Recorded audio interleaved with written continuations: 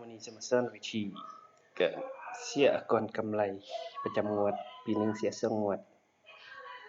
ก่อนวันที่20เดือน7และก่อนวันที่20เดือน1ของปีต่อไปเราจึงมาบักก่อนเข้าก่อนกำไรเพิ่มใหม่เสิร์ชหาSet ConWatch คำวิชัยเพื่อภูมิประจำงวด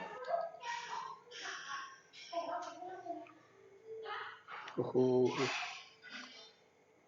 ถึกปรับ5เซนพื้นฐานไล่ถ้าบ่มีการเคลื่อนไหวหยังก็ใส่0ถ้ามีการเคลื่อนไหวก็จำนวนเงินใส่แต่ก่อนก็ไปเบิ่งอยู่กฎหมายว่าด้วยกับของก่อนหลายครับบ่มีหยังก็ใส่0ถึกปรับ5เซนไกลกำหนด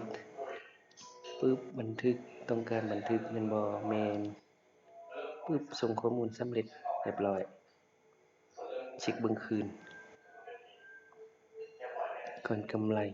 ปึ๊บส่งแล้ว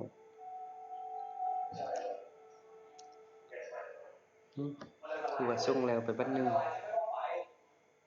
ชูนกีบ